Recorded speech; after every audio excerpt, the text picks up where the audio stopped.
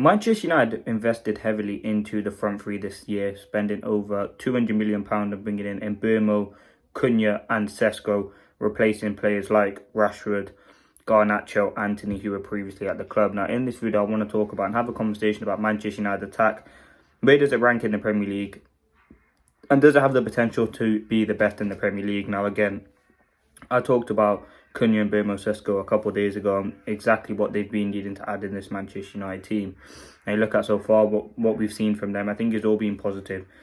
Especially from Mbeumo, he's getting the most output at the minute. But you also look at Sesko, you also look at Cunha as well. They've been a breath of fresh air. Three different sort of players that Manchester United haven't really had. Players that want to play for the club, ambitious, can score goals, fight, energy, like all the stuff that we've been missing.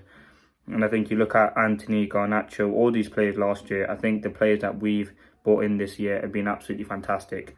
Now, in terms of where do they rank in the Premier League, let's look at some other front threes in the Premier League. Now, obviously, City, their main front three, I think it's been Doku, Haaland, and probably Savinho or Oscar Bob. I haven't really watched too many of their games, but I certainly think they are in contention to be better with them. And I think one thing that's really refreshing about them is their link-up play. They know how to link up very, very effectively. I think you look at Bryan Mbeumo, he scored 4 goals for Manchester United already. Sesko scored 2, Cunha obviously only got the 1. But they are, and I think with Mbeumo, he is an output machine. He's someone who scores goals a lot of the time. Again, you look at Liverpool's front three, Salah, you would probably say Isak and Gakpo. I think he's had better, I think our front three is better than them. I'm not saying right now, but I think they can definitely have the potential to be there. And again, it just shows when you invest well, you don't go spend, obviously we did spend 200 million, which is a lot, but you don't waste money on players. I think Cunha is probably a £65 million player and Mbeumo 70 million as well. So it's not like we have seen a massive drop off on what we've been seeing. Yes, they're obviously players who need time to adapt to the team. They don't need time to adapt to the league. Obviously, they've played in the Premier League for a while in Cunha and Mbeumo. They've looked very, very sharp when they've come into this Manchester United team.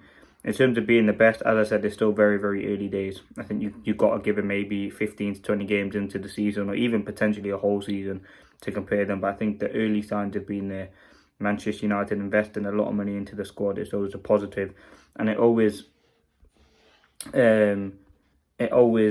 is a good thing as well when the players that you sign are actually decent players who slot into the team. You look at under the previous regime how much money we wasted, 80 million on Sancho, 100 million on Antony. Like there's others in there as well which again just didn't work out. And I think United has taken their time. They've gone for the Premier League proven players.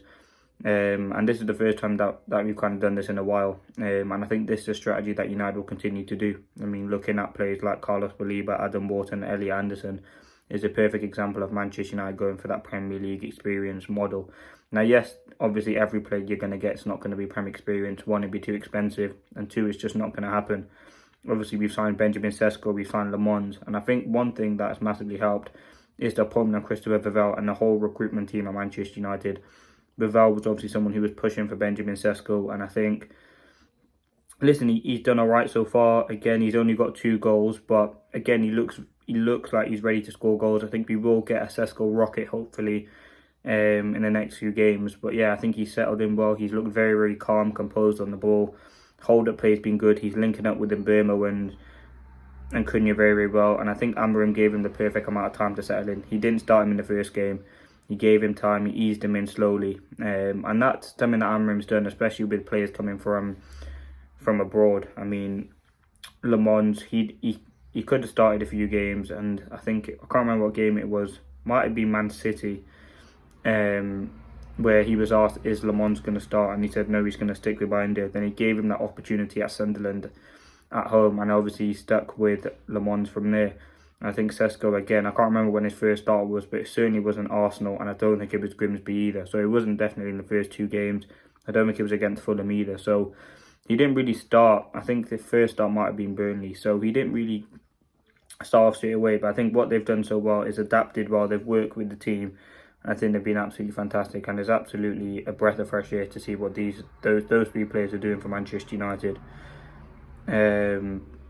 And yeah, I think I'm very, very excited to see what they can do going forward. They're three very, very good players. They definitely do have the potential to be the best in the league. See how much goals they get. I mean, I think Mbeumo's got three. No, Mbeumo's got four in the league. I believe, obviously, two against Brighton, one against Liverpool, and one against Burnley. So he has got four in the league. He obviously scored against Grimsby as well. So I think obviously, I think Semenyo's got more goals than Iko Thiago, and I think Haaland. So he isn't that far off the Golden Boot, and that's certainly something that United want to look at. But let me know your thoughts.